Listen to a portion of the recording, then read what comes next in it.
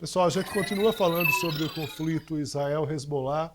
Agora eu vou chamar para conversar com a gente uh, o professor Bruno Huberman, professor de Relações Internacionais da PUC São Paulo. Bruno, como está? Muito obrigado pela presença. Vinha falando aqui com a Patrícia, não sei se você nos ouviu, sobre o discurso do presidente Lula hoje na ONU. De qualquer forma, você também tem sua avaliação. Mas, Bruno, eu começo perguntando uma coisa ainda sobre uma entrevista que a gente fez ontem, eu e o Sérgio Uti, com o representante, o porta-voz do exército israelense, né, um major que fala muito bem português, né, e é o representante oficial ali, o porta-voz do exército israelense. Em determinado momento eu pergunto para ele sobre aquele ataque a partir de pagers e walkie-talkies, né? E ele diz, olha, a gente não vai se pronunciar sobre isso. O Sérgio insiste na pergunta, dizendo, se os senhores não vão falar é porque a gente pode concluir que vocês participaram, algo assim. Ele disse, olha, Sérgio, a gente não vai, tem uma certa irritação ali em determinado momento na resposta dele. Mas, Bruno, esse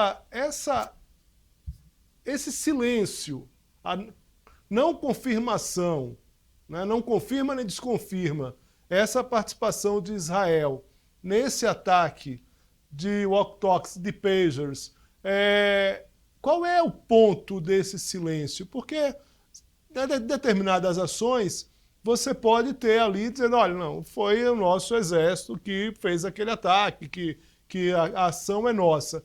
Nesse caso, começa a se ter algumas críticas de que aquela ação específica, ela foi no limite de um terrorismo em relação a uma situação de guerra e de terror.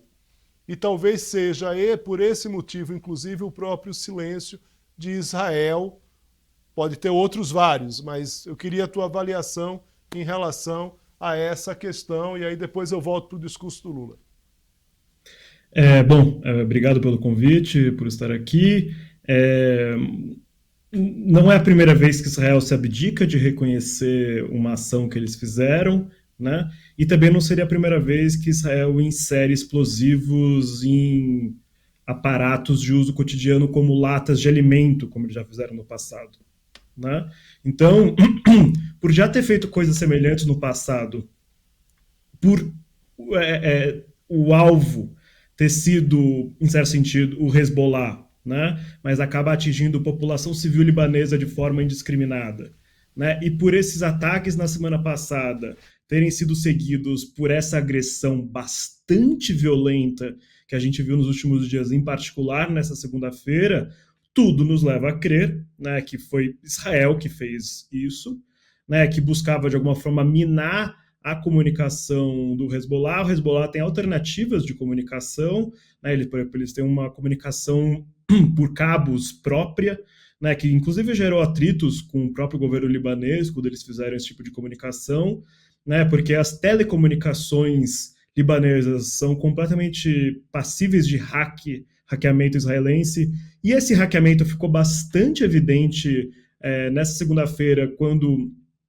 pessoas no Líbano inteiro receberam mensagens contra o Hezbollah que teriam vindo de Israel, né, pedindo para as pessoas abandonarem o Hezbollah, algo do tipo, né? Então, como você colocou, né, cada vez mais analistas e especialistas de direito internacional, e aqui eu menciono uma pessoa, né, como o João Paulo Charlot, jornalista e especialista em direito internacional, que num artigo na Folha de São Paulo afirmou que há evidências de crime de guerra, inclusive de crime de terrorismo, né, que Israel teria praticado através desse ataque, porque não é um ataque que teve como alvos militares, né, embora você pode reivindicar que o Hezbollah era um alvo, que o Hezbollah, por ter um braço armado e ser uma guerrilha que está em confronto com Israel há décadas, seria um alvo legítimo, mas o Hezbollah, ele não é somente uma força militar guerrilheira, ele é um partido político, ele tem um braço filantrópico, ele tem um braço social. Então, esses pagers, esses walk-talks, esses instrumentos de comunicação são utilizados por civis libaneses que têm alguma vinculação direta ou indireta com o Hezbollah.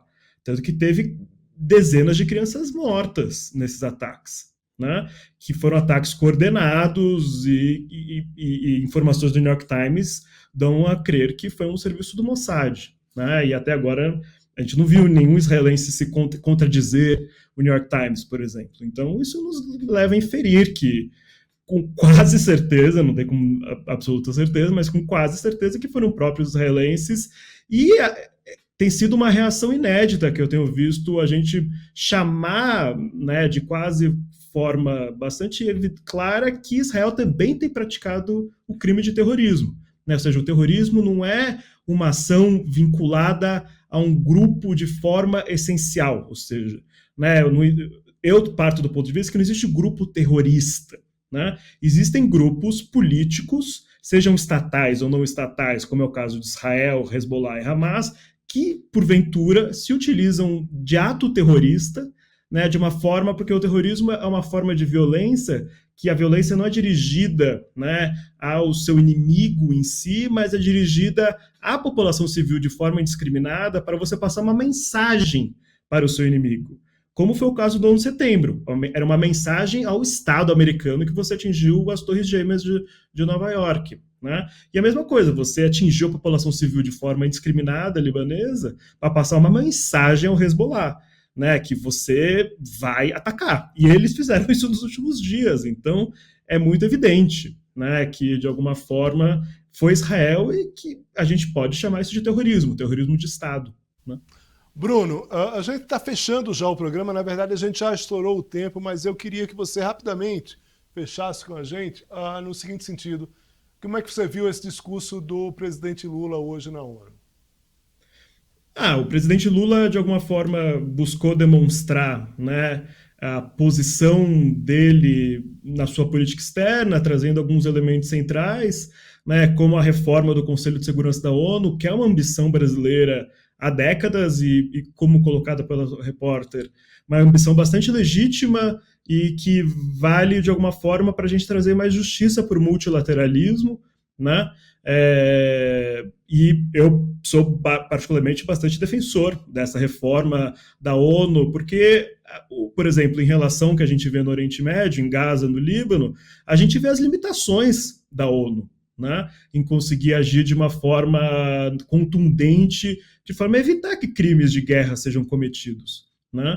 E eu entendo que uma reforma do sistema multilateral, e a da ONU em particular, pode ser um caminho para a gente trazer mais justiça e democracia para as relações internacionais, que ainda há uma desigualdade de poder muito grande. Então, nesse sentido, eu vejo como muito positiva essa parte da declaração do presidente, que eu vou me reter a comentar para a gente não passar muito do tempo. Bruno, muito obrigado aqui pela presença mais uma vez, pelo tempo, pela gentileza, pela disponibilidade. Forte abraço e até a próxima. Obrigado, Léo. Um abraço. Boa noite para todos.